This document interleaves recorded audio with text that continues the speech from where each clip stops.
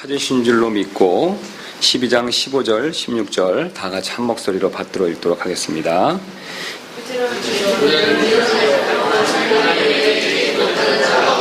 쓴뿌리가 돋아나 너희를 괴롭게 하거나 그것으로 말미암아 많은 사람이 더럽게 되지 않도록 할지니 이것은 음행하는 자나 혹은 먹을 것을 한 조각을 위해 자기의 장자권을 판 에서와 같이 속된 자가 있지 아니하게 하려 함이라. 우리 잠깐 기도하시겠습니다. 감사합니다. 주님, 우리를 구원해 주시고 오늘 하루 지켜주시고 또 이렇게 하나님의 집에 저희를 불러주시니 진심으로 감사를 드립니다. 하나님께서 아들을 통해서 우리를 사랑해 주시는 것을 가르쳐 주셨고 보여주셨습니다. 우리가 아들을 통해서 하나님께서 우리를 얼마나 사랑하시는지를 우리가 믿고 있고 또한 알고 있습니다.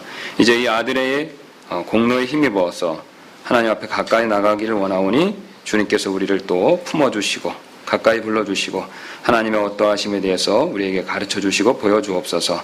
그래서 우리가 하나님을 더 알고 하나님을 더 사랑하고 하나님께 더 온전히 영광 돌릴 수 있도록 하나님께서 영적인 큰 복들을 허락하여 주옵소서.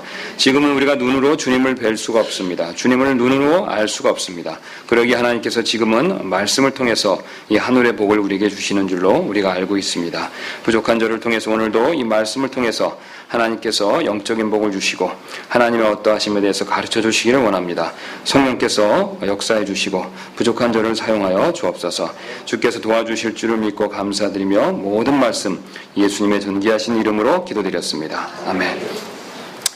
재작년인 2011년에 영국 왕위 계승 서열 2위인 윌리엄 왕자의 결혼식이 있었습니다. 여러분 혹시 보신 분 알고 계시죠? 예, 2년 전에 윌리엄 왕자의 결혼식이 있었습니다.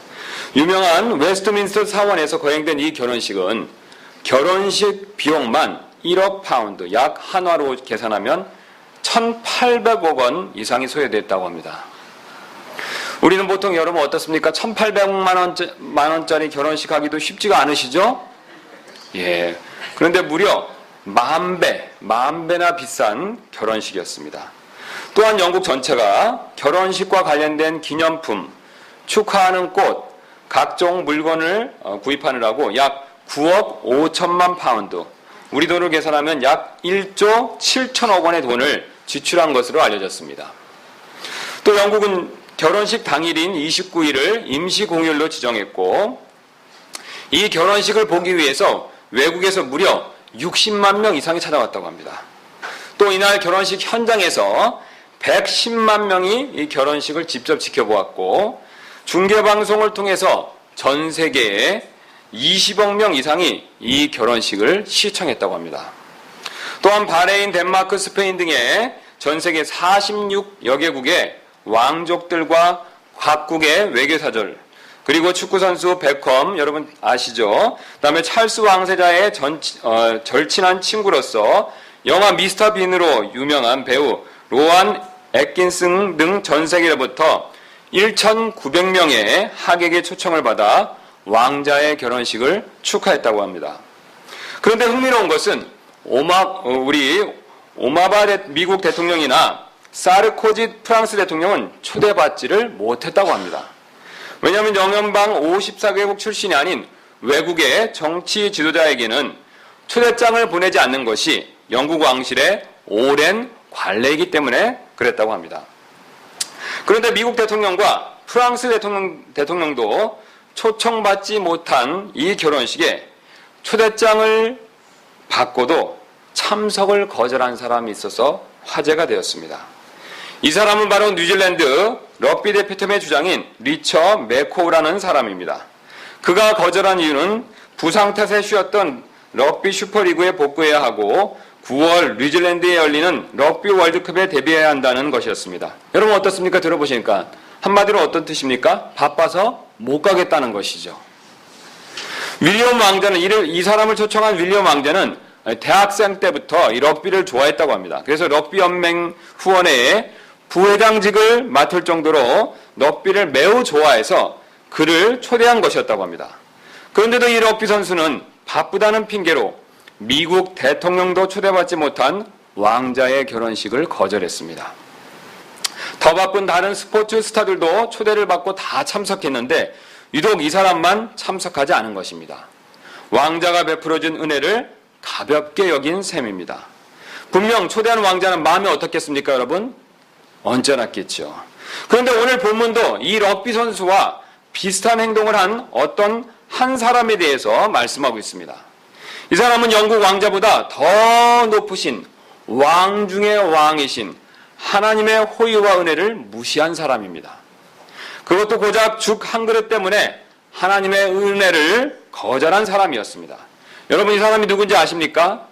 예, 바로 에서입니다.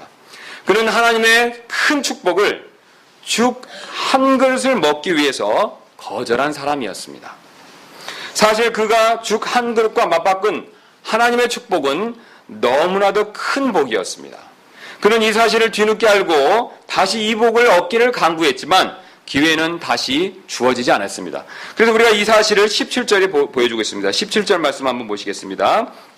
너희가 아는 바와 같이 그 뒤에 그가 복을 상속받고자 하였으되 뭐라고 말씀하고 있습니까?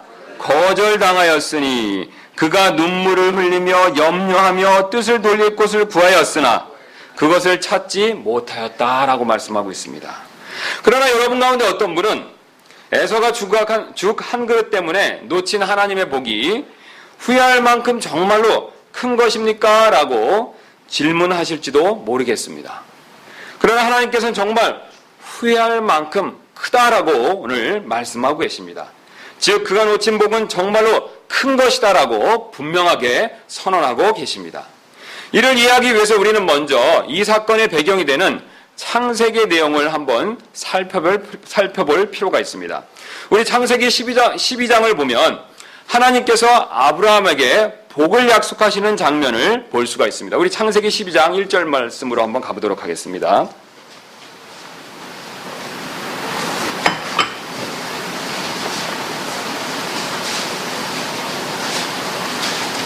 우리 창세기 12장 1절 말씀 보시면 하나님께서 아브라함에게 큰 복을 약속하시는 장면을 볼 수가 있습니다.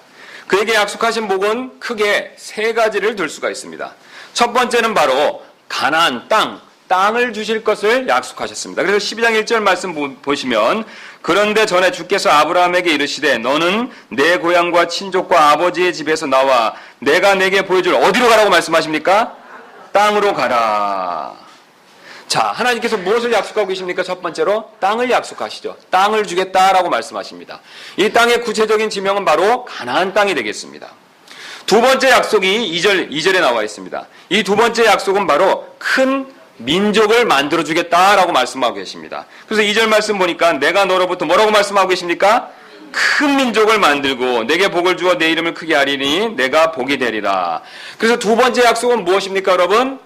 큰 민족을 만들어주시겠다 이렇게 약속하고 계십니다. 세 번째 약속은 하나님께서 아브라함에게 복의 통로가 되게 해주실 것이다 라고 약속하고 계십니다. 그래서 3절 말씀 보니까 너를 축복하는 자들에게는 내가 무엇을 주겠다고 말씀하고 계십니까? 복을 주고 너를 저주하는 자에게는 내가 저주를 내리겠다라고 말씀하십니다. 그러면서 마지막에 뭐라고 말씀하시냐면 내 안에서 땅의 모든 가족들이 뭐라고 말씀하십니까? 복을 받으리라. 그래서 너를 통해서 땅의 모든 민족들이 복을 받게 될 것이다 라고 말씀하고 계십니다. 한마디로 이 세 가지를 요약해서 한마디로 정리하면 그의 자손이 하나님께서 그의 자손을 땅을 주시고 그 땅 가운데 거하는 그의 자손이 모든 민족 가운데서 어떻게 된다는 뜻이 되겠습니까? 아주 뛰어난 복을 많이 받아서 아주 뛰어난 민족이 되겠다는 뜻이 되겠습니다. 그래서 우리가 이사야서 이 약속이 좀 더 구체적으로 나오는 것이 이사야서 62장이 되겠습니다. 그래서 하나님께서 앞에서는 그 복의 내용을 간단하게만 말씀하셨지만 뒤로 갈수록 특히 선지서를 갈수록 그 복의 내용을 자세하게 말씀해 주십니다. 그래서 우리가 이사야서 말씀 한번 보도록 하겠습니다. 그래서 이사야서 맨 뒤로 가셔서 62장 말씀 보시면 자, 62장 1절부터 3절 말씀 보시겠습니다. 시온의 의가 광채같이 예루살렘의 구원이 타는 등불같이 나갈 때 여기 내가 시온을 위해 잠잠하지 아니하며 예루살렘을 위해 안식하지 아니하리니. 자, 이게 무슨 뜻이 되겠습니까? 하나님께서 나는 여기를 누구를 말씀하고 계십니까? 하나님을 말씀하시죠. 시온은 누구를 얘기하고 있습니까? 예루살렘은 누구를 얘기하고 있습니까? 이스라엘 백성들을 얘기하고 있죠. 자, 하나님께서 그래서 이스라엘 백성을 위해서 가만히 계시지 않겠다라고 말씀하십니다. 그럼 어떻게 가만히 계시지 않냐면 2절 말씀 보겠습니다. 이방인들이 내 일을, 모든 왕들이 내 영광을 보리라. 또 너는 주의 입이 정하실 새 이름으로 불리며 또 주의 손에 있는 영광의 왕관과 내 하나님의 손에 있는 귀중한 왕관이 되리라. 자, 누가 이렇게 왕관이 된다라고 말씀하고 있습니까? 예, 이스라엘 백성이죠. 하나님께서 이스라엘 백성에게 존귀함을 주실 것을 약속하고 계십니다. 그 다음에 또 뒤로 넘어가셔서 61장 6절 보겠습니다. 앞쪽으로 넘어가셔서 61장 6절 되겠습니다. 6절 말씀 보니까 오직 너희는 뭐라고 부르고 계십니까? 하나님께서 주의 제사장이라는 이름을 받으리라. 사람들이 너희를 가르쳐 우리 하나님의 사역자라 하리니 너희가 이방인들의 재물을 먹고 그들의 영광 가운데서 너희 자신을 자랑하리라. 자, 하나님께서 이스라엘 백성을 무엇이 되게 해주겠다라고 말씀하고 계십니까? 제사장. 그래서 이스라엘은 나라이기 때문에 이스라엘 나라 전체가 어떤 나라가 되겠다라고 말씀하고 계십니까? 제사장 나라가 되겠다라고 말씀하고 계십니다. 또 우리 뒤로 넘어가셔서 60장을 보도록 하겠습니다. 바로 옆에 있는 60장 14절부터 15절 말씀 보도록 하겠습니다. 또 너를 괴롭게 한 자들의 아들들도 몸을 굽혀 내게 나오며 너를 멸시한 자들이 다, 그 다음에 뭐라고 말씀하고 계시냐면 다 내 발바닥 앞에 엎드리고 너를 일컬어 주의 도시 곧 이스라엘의 거룩한 이의 시온이라 하리라. 전에는 내가 버림을 받고 미움을 받았으므로 너를 통해 지나가는 자가 없었으나 내가 너를 영원한 뛰어남과 많은 세대들의 기쁨이 되게 하리니. 자, 여러분 이 약속의 말씀의 내용이 어떤 뜻이 되겠습니까? 이스라엘 백성을 어떻게 하신다는 뜻입니까? 다른 이방인들 나라들보다 높이신다는 뜻이죠. 하나님께서 어떻게 해주시겠다라고 약속하고 계십니까? 이스라엘 백성들을 가나안 땅에 정착하게 해주시고 그 가나안 땅에서 많은 큰 민족을 이루게 하시고 그 다음에 그 이루어진 큰 민족이 다른 이방 민족보다 어떻게 된다라고 말씀하고 계십니까? 높여주신다라고 말씀하고 계십니다. 제사장 나라가 되게 해주시겠다라고 말씀하고 계십니다. 그러나 아브라함은 자신의 생애 동안 이 복을 결코 받지는 못했습니다. 우리가 창세기를 순서대로 쭉 읽어보시면 아시겠지만 하나님께서 이렇게 큰 복을 말씀해 주시고 약속해 주셨지만 아브라함은 자신의 생애 동안 이 복을 받았습니까? 못 받았습니까? 예, 결코 받지는 못했습니다. 그런 자손이라고는 고작 아들 몇 명을 받았습니까? 한 명. 누구였죠? 이삭밖에 받지 못했습니다. 땅이라고는요, 자신의 아내 사라와 자신이 묻힐 막벨라 굴밖에 받지 못했습니다. 하나님께서는 가나안 땅 전체와 그 다음에 그 가나안 땅에 거하는 모래와 같이 많은, 하늘의 별들 같이 많은 자손을 약속하셨고 그 다음에 그 큰 나라가 돼서 이방인들 가운데서 높여질 것이다 라고 약속하셨지만 아브라함 생애 동안에는 이러한 일이 한 번도 일어난 적이 없었습니다. 자, 그렇다면 하나님의 거짓말하지 않으시는 이상 이 약속은 누구에게 넘어가겠습니까? 예, 그 후손에게 넘어가겠죠. 하나님의 거짓말 하셨다면 여기서 끝나겠지만 하나님은 거짓말 하시는 분이 아니시기 때문에 그 약속은 누구에게 넘어가겠습니까? 예, 후손에게 넘어갈 수밖에 없습니다. 그래서 이 복의 성취는 이제 아브라함의 유일한 아들인 이삭에게 넘어갔습니다. 하나님께서는 이삭에게도 아브라함에게 약속하셨던 것과 똑같은 복에 대한 내용의 약속을 하십니다. 그래서 우리 창세기 26장 한번 가도록 하겠습니다. 창세기 26장 1절부터 4절입니다.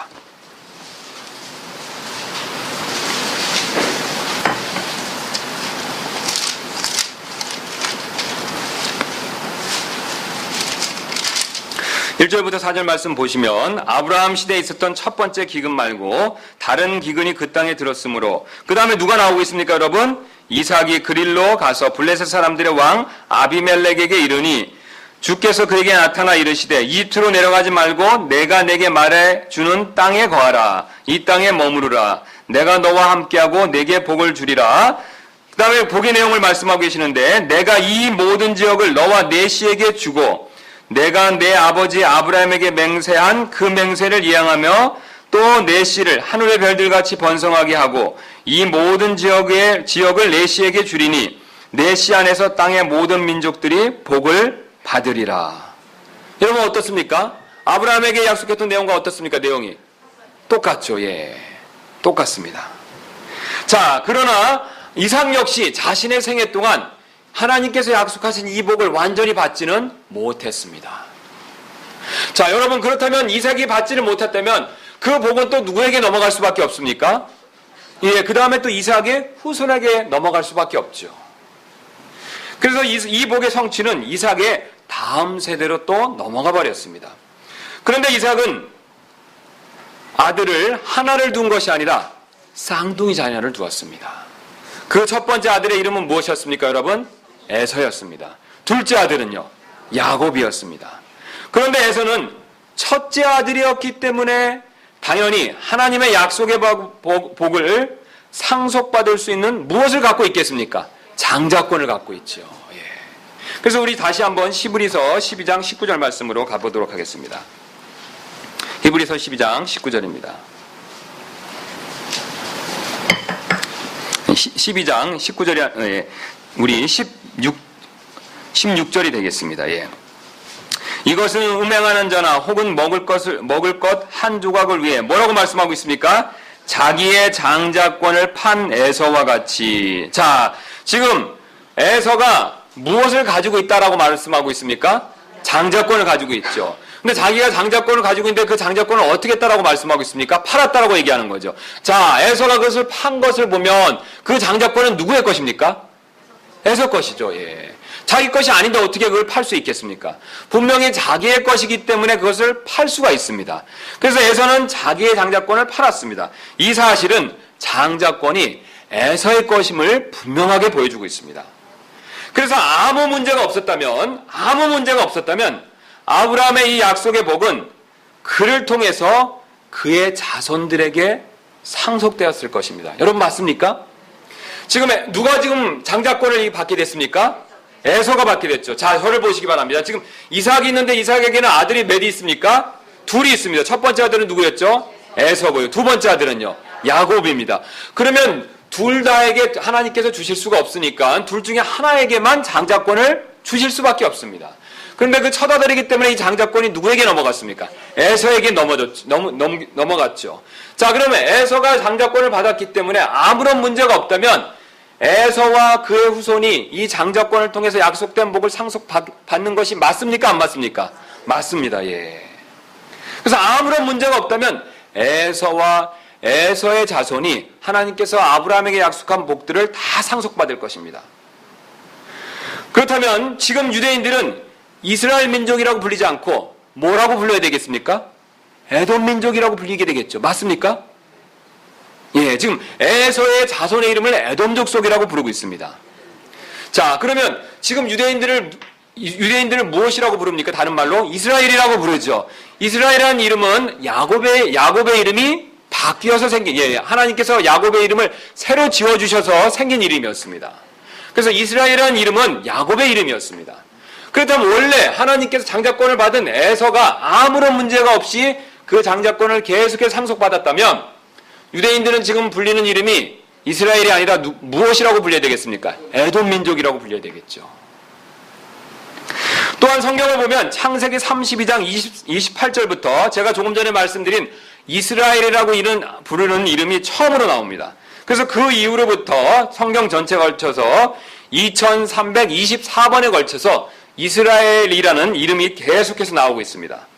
그럼 에서의 자손이 약속된 복을 그대로 상속받았다면 지금 나오는 2325번의 그 이스라엘이라는 이름은 다 뭘로 바뀌어야 되겠습니까? 에돔으로 바뀌어야 되겠죠. 맞습니까? 왜 그랬습니까, 여러분? 이 상속을 누가 받았기 때문에 그렇습니까? 에서와 에돔이 받기 때문에 그렇습니다. 여러분 맞습니까? 또 하나님에 대한 칭호도 우리가 잘 아시는 대로 아브라함의 하나님, 이삭의 하나님, 마지막에 야곱의 하나님이 아니라 에서가 그대로 상속받았으면 어떻게 되겠습니까? 에서의 하나님이 되겠죠. 여러분 맞습니까? 에서가 이 장자의 상속권을 받는데 문제가 없었다면, 계속해서 그걸 유지했다면 하나님에 대한 칭호도 어떻습니까? 이렇게 바뀌었겠죠. 원래 이 칭호가 됐었겠죠, 사실은. 그렇다면 출애굽의 주인공 역시 이스라엘 민족이 아니라 어떤 민족이 되겠습니까? 에돔 민족이 되겠죠. 놀랍게도 그리스도는 어느 민족 가운데 오시겠습니까? 에돔 민족 가운데 오시겠죠. 그리고 가나안 땅을 차지한 족속도 어느 족속이 되겠습니까? 에돔 족속이 되겠죠. 현재 세계에서 노벨상을 가장 많이 타고 세계적인 부자가 가장 많은 민족이 역시 이스라엘이 아닌 누가 되겠습니까? 에돔 민족이 되겠죠. 즉 에서의 후손인 에돔 민족은 이 세상에서 가장 뛰어난 민족이 되었을 것입니다. 그래서 세상이 하나님께서 에서와 에돔 편인 것을 알게 되었을 것이다 라고 그렇게 사람들이 듣게 되었을 것입니다. 그래서 아까 우리 찾아봤던 이사야서 60장 16절 말씀 보겠습니다.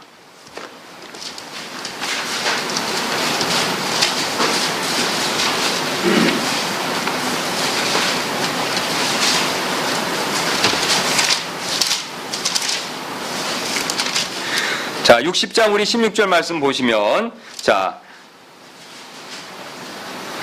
내가 또한 이방인들의 젖을 빨며 왕들의 젖가슴을 빨고 또 나 주가 내 구원자, 내는 여기를 누굴 얘기하고 있습니까? 이스라엘이죠. 내 구속자, 또 여기서 내 구속자에서 내는 누굴 얘기하고 있습니까? 이스라엘이 되겠죠. 또 마지막에 뭐라고 말씀하고 계시냐면 야곱의 능하신 이인 줄 알리라 이렇게 되어 있는데, 만약에 에서와 에돔 족속이 이 복을 계속해서 상속받았으면 여기서 이 호칭이 어떻게 되겠습니까? 바뀌겠죠.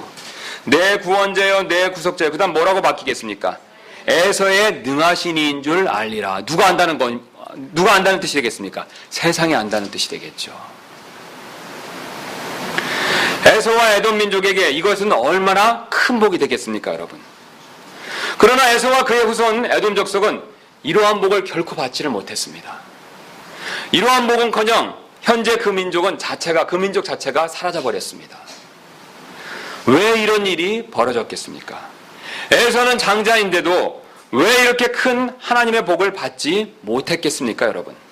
오늘 본문이 그 답을 주고 있습니다. 바로 다른 것이 아니라 죽 한 그릇에 이 장자권을 팔았기 때문에 그렇습니다. 그렇다면 그는 왜 죽 한 그릇에 이렇게 큰 복을 약속하는 장자권을 팔았겠습니까? 우리 창세기 25장 29절 말씀으로 한번 가보도록 하겠습니다.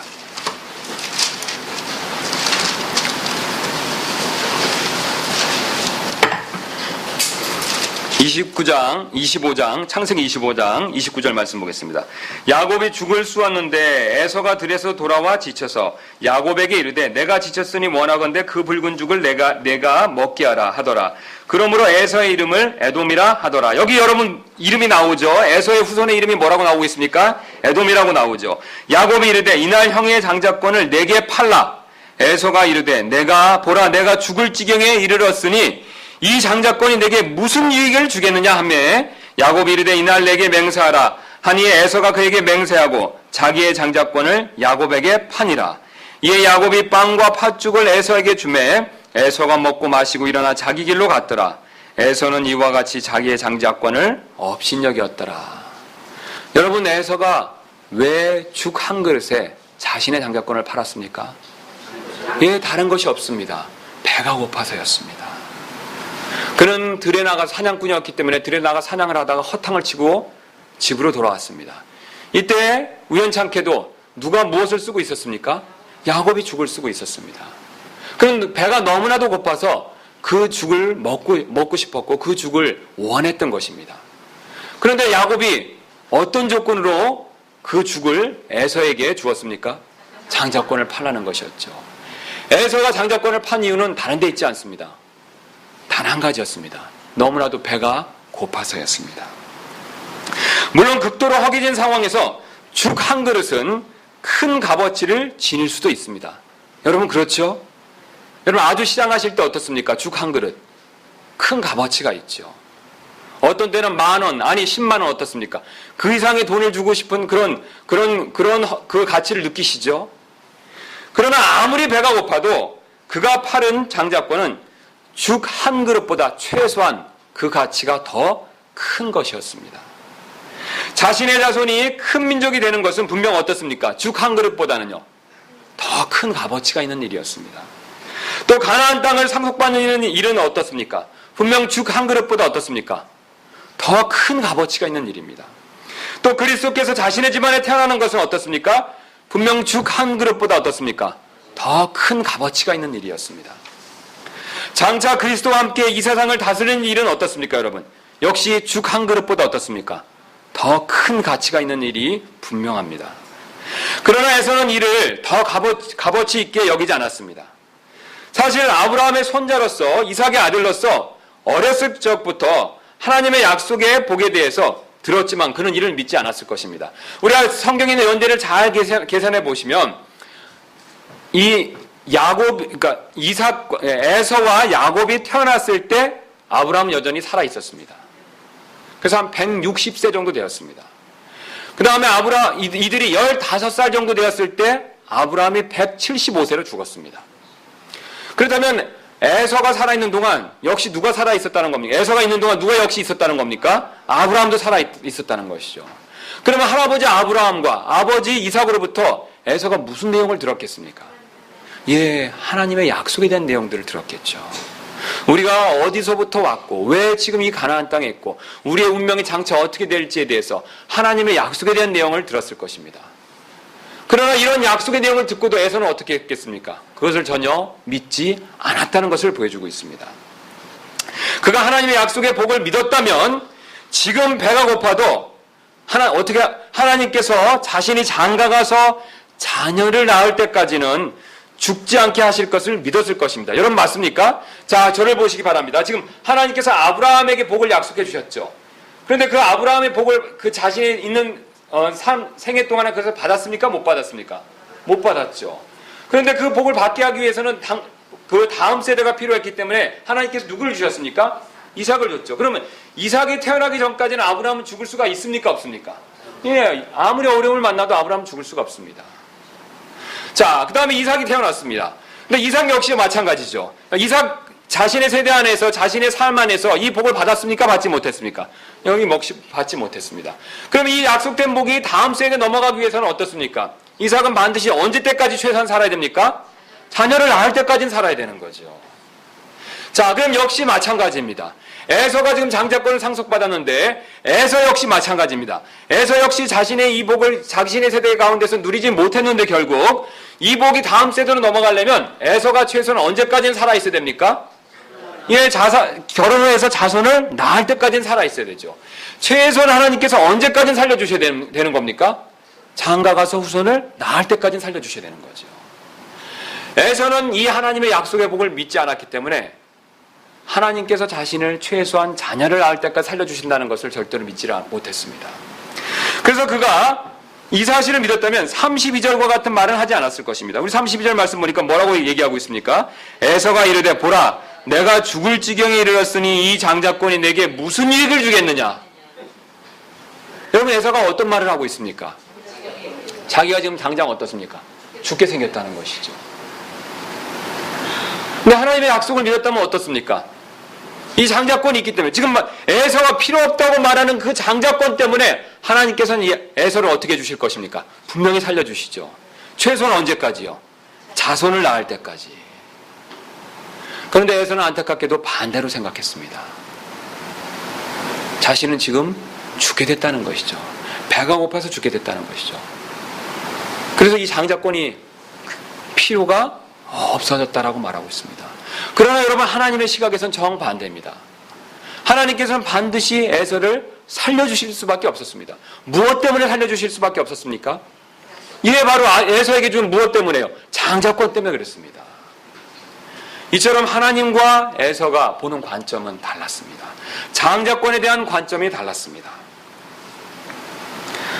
하나님께서는 에서와 같이 이렇게 장자권을 업신여긴 사람을 오늘 속된 자라고 말씀하고 계십니다. 우리 히브리서 12장 16절 말씀으로 다시 한번 보도록 하겠습니다.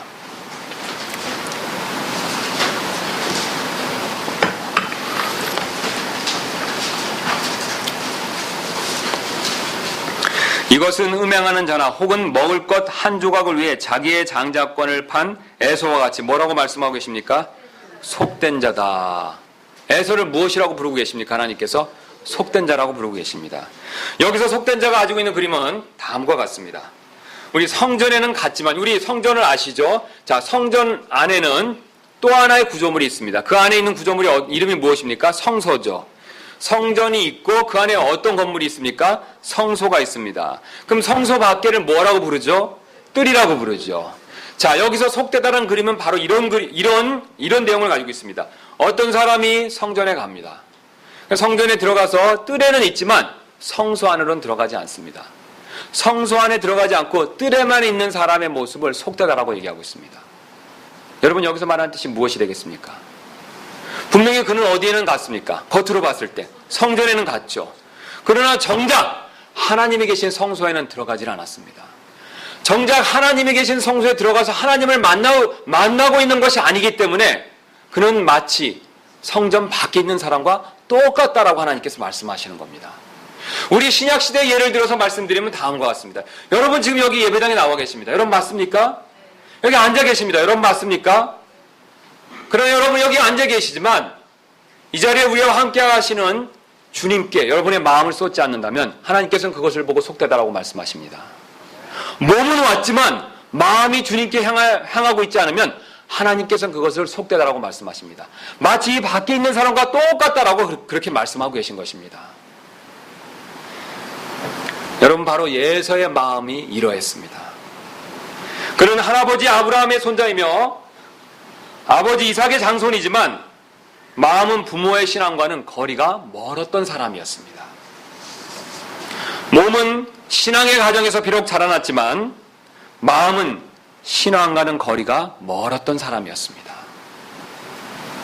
오히려 먹고 마시는 일에만 관심을 가졌던 사람이었습니다. 그래서 그가 가업을 이었으면 직업이 무엇이 되어야 되겠습니까? 예, 목자가 되어야 되죠. 맞습니까? 아브라함과 이삭은, 야곱은 다 직업이 무엇이었습니까? 목자였습니다. 그가 가업을 이었다면 그의 직업은 목자가 되었을 것입니다. 그러나 놀랍게도 그의 직업은 목자가 아니었습니다. 그의 직업은 무엇이었습니까? 사냥꾼이었습니다. 여러분, 에서가 왜 사냥꾼이 되었겠습니까? 사냥꾼의 특징이 있지요. 사냥꾼은 밖으로 나가서 자기가 원하는 짐승을 잡아서 먹을 수가 있습니다. 여러분 반대로 목자의 생활을 한번 생각해 보시기 바랍니다. 목자는 어떻습니까? 규칙에 따라서 양을 기르지요. 또 규칙에 따라서 양에서 나는 것들만 먹습니다. 여러분 맞습니까? 그래서 늘 일상적인 것을 먹고 마실 수밖에 없습니다. 그러나 사냥꾼의 삶은 이와 반대입니다. 사냥꾼은 어떻습니까? 들에 나가서 자유롭게 자신이 원하는 것을 찾아서 먹는 일을 하는 사람이 바로 사냥꾼입니다. 현대말로 하면 에서는 자유인이었습니다. 아무런 간섭을 받지 않고 자기 마음대로 나가서 자기 원하는 대로 먹고 마시고 사는 그런 자유인의 삶을 살았던 사람이 바로 에서였습니다. 그래서 에서는 욕구에 따라 충동적으로 사는 사람들의 대표적인 유형이었습니다. 또한 그는 미래보다 현실에만 급급한 사람이었습니다. 그래서 우리가 아까 창세기 25장 32절에 내가 죽을 지경에 이르렀으니 이 장자권이 내게 무슨 유익을 주겠느냐. 여러분 그가 말하는 바가 무엇이었습니까? 예, 지금 당장 죽게 생겼기 때문에 뭐라고 얘기하는 것입니까? 미래 장자권은 아무리 큰 복을 주어도 지금 당장 나에게는 어떻습니까? 소용이 없다는 것이죠. 지극히 무엇에만 관심이 있습니까? 현실에만 관심이 있습니다. 먹고 마시는 현재 일에만 관심이 있습니다. 미래에 아무리 큰 복이 있다 할지언정 지금 당장은 아무런 유익이 없기 때문에 자신은 그것이 관심이 없다는 뜻으로 질문하고 있습니다. 이러한 에서에게 할아버지 아브라함의 25년의 기다림의 간증의 이야기와 아버지 이삭의 20년의 기다림의 이야기는 고리따분하게만 들렸을 것입니다. 여러분 아브라함 이삭을 낳는데 몇 년 걸렸습니까? 25년 걸렸죠. 또 이삭은 에서를 낳는데 몇 년 걸렸습니까? 20년 걸렸습니다. 그런 얘기를 에서가 들었겠죠. 현실주의자인 에서에게는 이 얘기가 어떻게 들렸겠습니까? 예, 고리따분한 얘기로 들렸을 것입니다. 그래서 그는 오랜 기다림이 필요한 하나님의 축복의 약속을 업신여겼던 것입니다. 그는 기다리는 것이 싫었습니다. 미래가 싫었습니다. 당장 눈앞의 것만을 굽굽하며 그렇게 살았던 사람이기 때문에 그랬습니다. 그래서 창세기 25장 34절에서 이렇게 말씀하고 있습니다.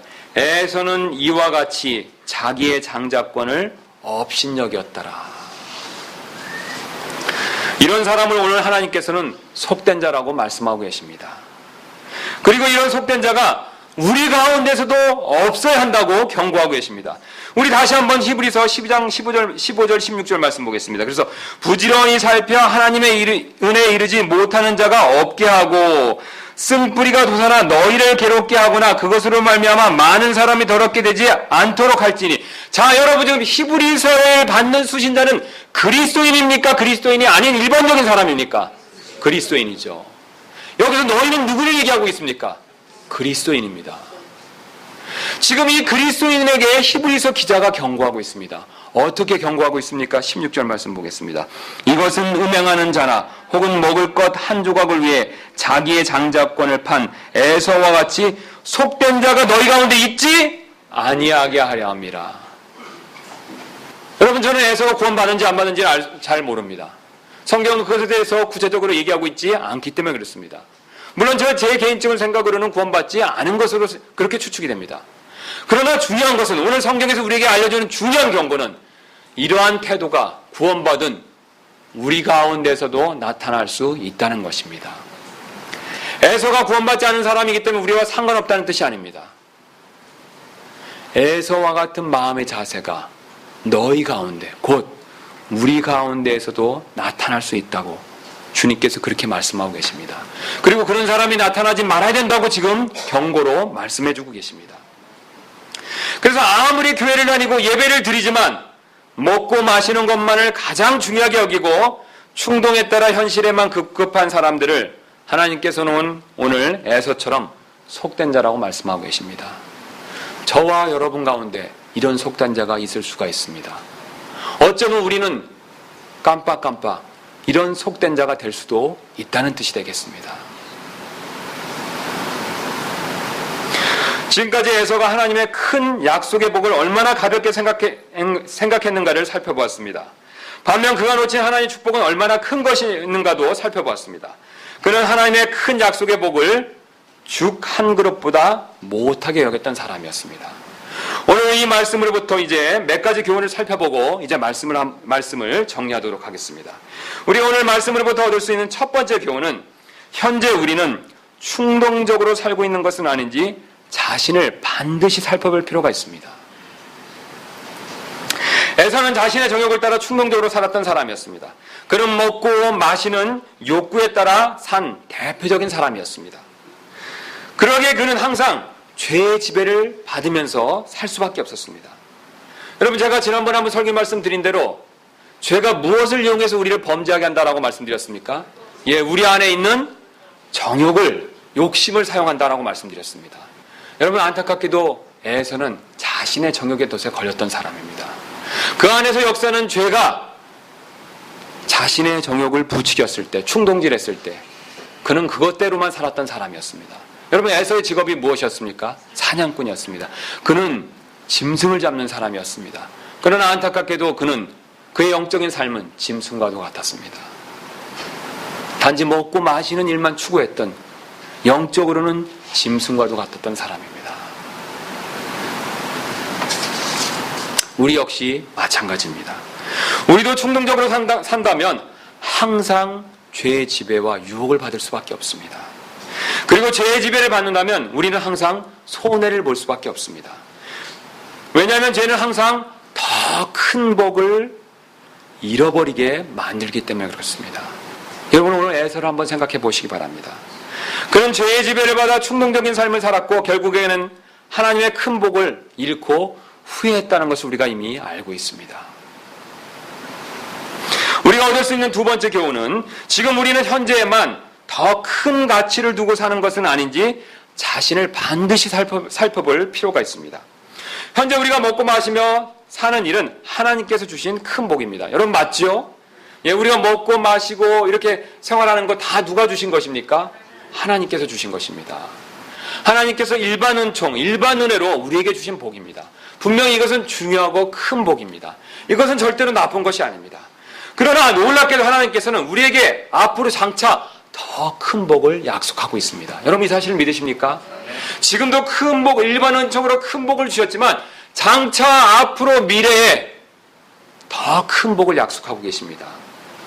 바로 그리스도께서 오시면 우리가 부활한 몸을 입고 이스라엘과 더불어 다스리는 일에 참여할 것을 약속하고 계십니다. 계시록 3장 21절에 내 왕자와 함께 앉아서 통치한다라고 말씀하고 계십니다. 또 계시록 5장부터 9절부터 10절 말씀을 보면 왕과 제사장이 되어서 통치한다라고 말씀하고 계십니다. 또 계시록 20장 4절 말씀을 보면 1000년 동안 통치할 것을 말씀하고 계십니다. 또 예수님께서는 특별히 누가복음 19장 11절부터 27절까지 문화의 비유를 통해서 이 사실을 말씀하신 적이 있습니다. 우리 누가복음 말씀만큼은 한번 찾아보도록 하겠습니다. 누가복음 19장 11절입니다.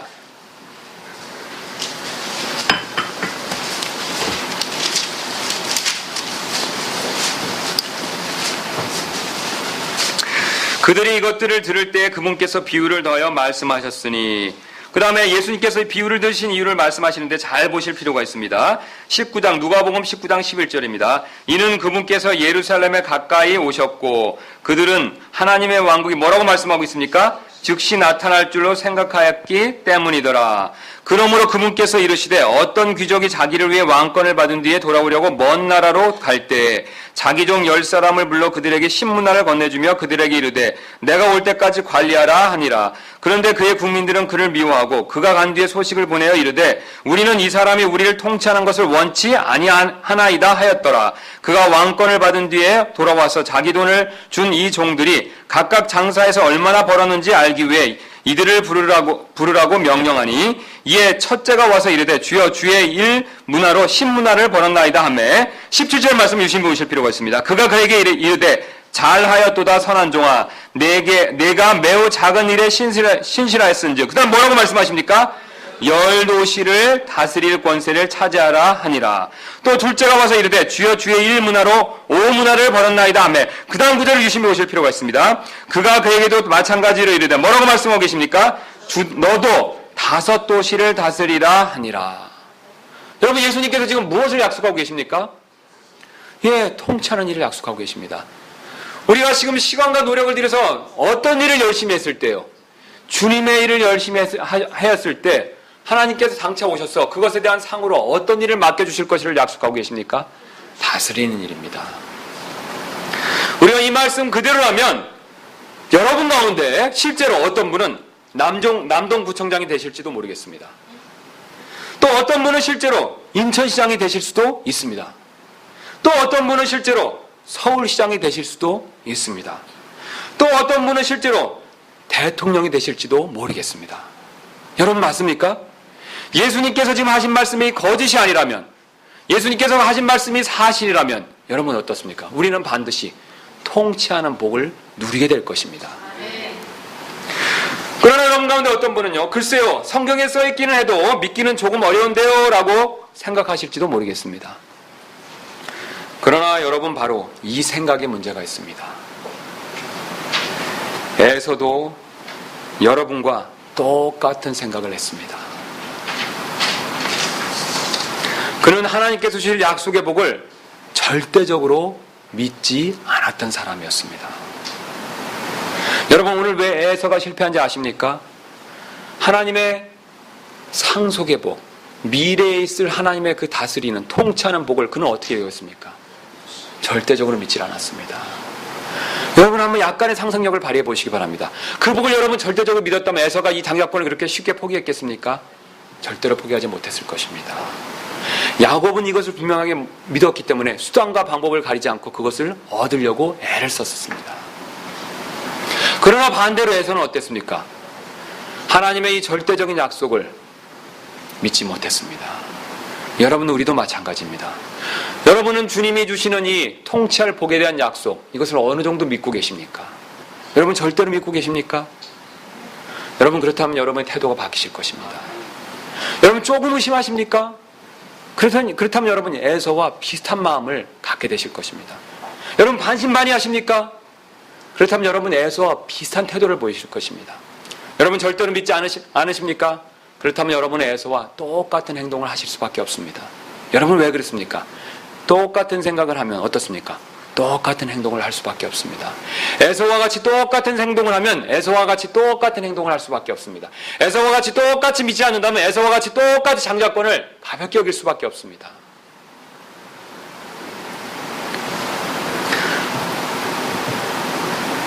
그래서 그는 하나님께서 앞으로 주실 복을 가볍게 여겼던 것입니다. 우리처럼 에서도 할아버지 아브라함과 아버지 이삭에게 똑같은 약속의 말씀을 들었지만 그는 이를 절대적으로 믿지 않았습니다. 여러분들은 어떠십니까? 장차 그리스도와 함께 이 땅을 다스리게 될 것을 문자 그대로 믿으십니까? 아니면 이 약속은 하나님께서 그냥 하시는 말씀이라고만 생각하십니까? 우리가 그리스도와 함께 다스릴 것을 믿지 않는다면 우리는 사실 에서와 똑같은 생각을 하고 있는 것이라고 하나님께서 말씀하고 계십니다.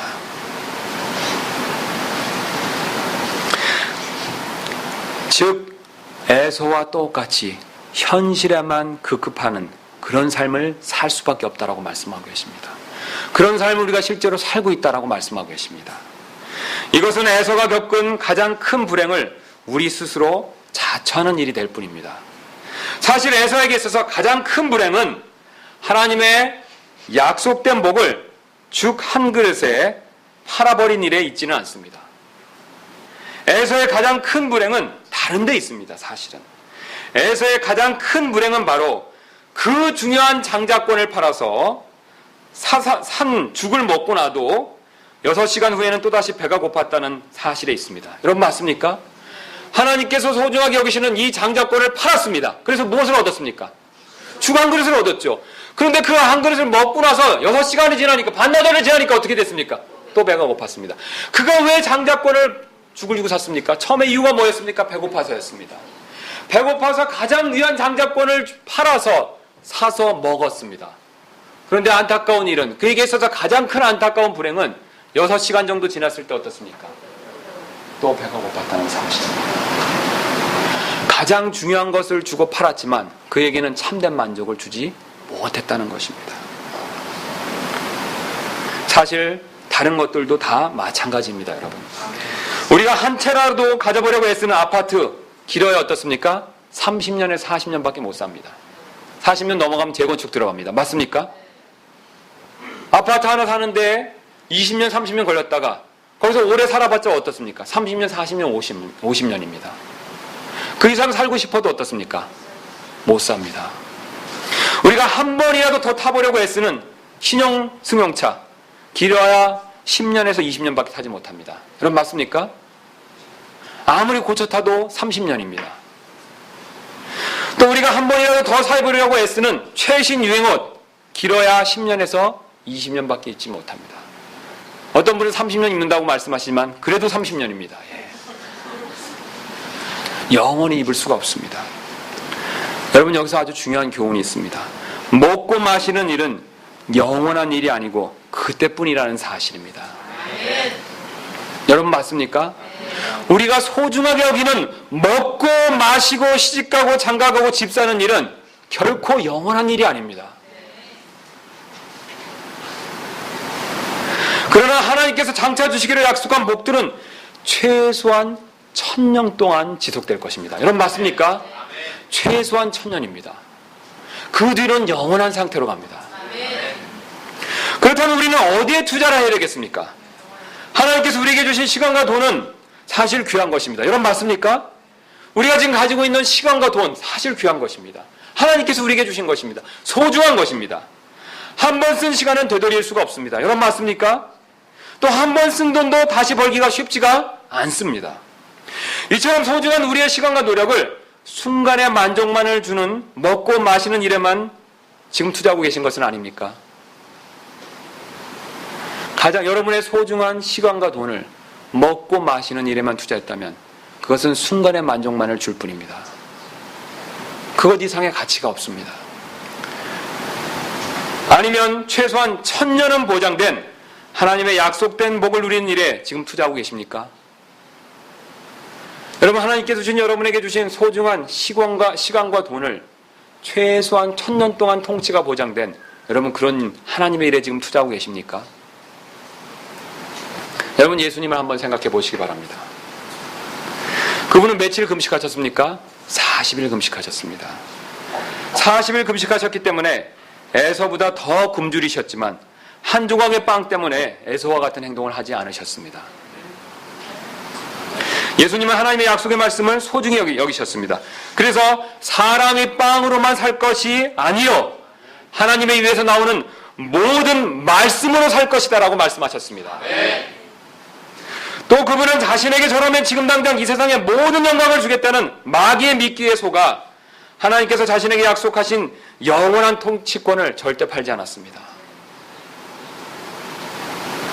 그러므로 우리는 잠시 잠깐뿐인 육신의 정욕과 안목의 정욕과 이생의 자랑을 위한 일을 위해서 천년 동안 아니 영원히 지속될 하나님의 복을 에서처럼 파는 사람이 되어서는 안 되겠습니다. 여러분, 오히려 우리는 영원한 것에 투자할 필요가 있습니다. 세 번째 우리가 얻을 수 있는 교훈은 먹고 사는 일 때문에 그리스도의 오심을 잊고 사는 것은 아닌지 우리는 자신을 유심히 살펴보실 필요가 있습니다. 에서는 자신의 후손 가운데 누가 올 것을 알고 있었습니까? 예, 그리스도께서 오실 것을 이미 알고 있었습니다. 여러분 맞습니까?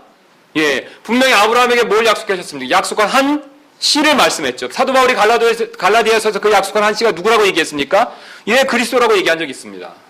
그는 분명히 자기를 통해서 메시아가 올 것을 어렴풋이나마 알고 있었습니다. 하지만 그는 먹고 마시는 일에만 빠져있기 때문에 자신의 자손을 통해서 그리스도가 오는 일에 대해서 어떻게 했습니까? 그런 관심이 없었습니다. 대수롭지 않게 생각했습니다. 마찬가지로 이제 우리도 먹고 사는 일에만 빠져서 그리스도께서 다시 오심을 잊고 사는 것은 아닌지 반드시 생각해 볼 필요가 있습니다. 여러분 오늘 하루의 삶은 어떠셨습니까? 여러분 오늘 하루의 일로 분주하셨습니까? 바쁘셨습니까? 오늘 현실의 해결의 일로 인해서 마음이 무척 바쁘고 힘드셨습니까? 그렇다면 여러분 오늘 여러분 삶 가운데서 여러분 몇 번이나 주님의 오심을 다시 한번 생각해 보셨습니까? 우리의 삶이 지금 힘들지만 우리의 삶 너머에는 소망이 있습니다. 여러분 왜 소망이 있습니까? 장차 누가 오실 것이기 때문에 그렇습니까? 그리스도께서 오십니다. 그리스도께서 오시기만 하면 우리는 약속된 복을 상속받을 것입니다.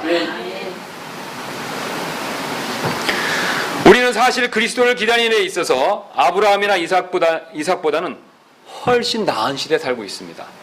그들은요 최소한 4,000년을 기다려야 했습니다. 여러분 맞습니까? 예, 우리보다 훨씬 앞의 사람이었죠. 그러니까 예수님이 지금 당장 오신다고 생각하면 어떻습니까? 그들은 주전 한 2,000년 전에 살았던 사람이기 때문에 지금 주전 2,000년, 지금 2,000년 갔으니까 어떻습니까? 4,000년 기다렸어야 되죠.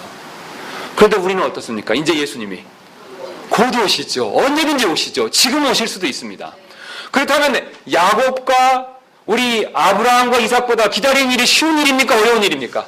훨씬 쉬운 일이죠. 우리는 주님을 기다리기 훨씬 쉬운 시대에 살고 있습니다. 그분이 잠시 잠깐 후에 오실 것이고 잠시 잠깐 후에 오셨을 때 우리는 부활하여서 변화된 몸을 가질 것입니다. 부활해서 변화된 몸을 가지고 1,000년 동안 그분과 함께 통치한 일을 하게 될 것을 약속하고 계십니다. 여러분 그때 우리의 인생은 다 변하게 됩니다. 일명 속된 말로 뭐 어떻습니까? 인생이 피는 것입니다. 예. 지금은 어려움이 있고 고통이 있고 건강에 문제가 있지만 부활의 몸을 입고는 어떻습니까? 모든 어려움으로부터 벗어나 주님과 함께 영광 가운데서 통치할 것을 약속하고 계십니다. 여러분 이것이 우리의 소망입니다. 그러므로 우리는 아브라함과 이삭보다도 더 주님의 오심을 고대할 필요가 있습니다. 이건희 전 삼성회장 일가의 파티에는 이름난 가수, 클래식 연주자들을 자주 초청한다고 합니다. 그래서 인기도의 차이가 있지만 보통 가서 이제 가수나 뭐 연예인 가수나 일반 가수나 클래식 연주자를 부르면요 보통 이렇게 두세 곡 정도를 부르는데 한번 두세 곡을 부르고 나면 3,000만 원 정도를 받아간다고 합니다. 많이 불러야 세 곡인데 3,000만 원이면 한 곡당 얼마입니까? 1,000만 원씩이죠. 예. 많이 노래를 불러야 10분입니다. 예. 그러니까 30분 정도 부르면 얼마 받아가는 겁니까? 3,000만 원이죠. 예. 그래서 이전 회장의 일가의 파티 초청을 거절하는 연예는 거의 없다고 알려져 있습니다. 하지만 예외가 한 명 있습니다. 바로 가수 나훈아입니다. 여러분 나훈아 아십니까? 가수 나훈아는 삼성 쪽에서 아무리 거액을 주겠다고 해도 노래를 부르러 간 적이 절대로 없었다고 합니다. 가수 나훈아가 자신이 가지 않는 이유를 다음과 같이 밝혔습니다. 저는 대중예술가입니다. 따라서 제 공연을 보기 위해 표를 산 대중 앞에서만 공연하겠습니다. 제 노래를 듣고 싶으면 공연장 표를 끊으십시오. 여러분 어떻습니까? 비록 세상 가요를 부르는 가수지만 자신의 대중가수로서의 신념과 믿음을 위해서 돈을 포기했다는 내용이 됩니다. 여러분 우리는 어떻습니까? 우리는 최소한 명분상 이 대중가수인 나노아보다는 나은 사람입니다. 여러분 맞습니까? 여러분 왜 그렇습니까? 우리는 이 세상의 상속자이기 때문에 그렇습니다. 우리는 과연 이 세상의 상속자라는 믿음을 지키기 위해서 세상에 먹고 마시는 것들의 유혹을 이 사람처럼 이렇게 과감하게 포기할 수 있습니까? 아니면 오늘 주인공인 에서처럼 먹고 마시는 일에 너무나도 쉽게 빠져 사는 것은 혹시 아니십니까? 우리는 이 문제에 대해서 주님 앞에서 깊이 생각해 볼 필요가 꼭 있습니다.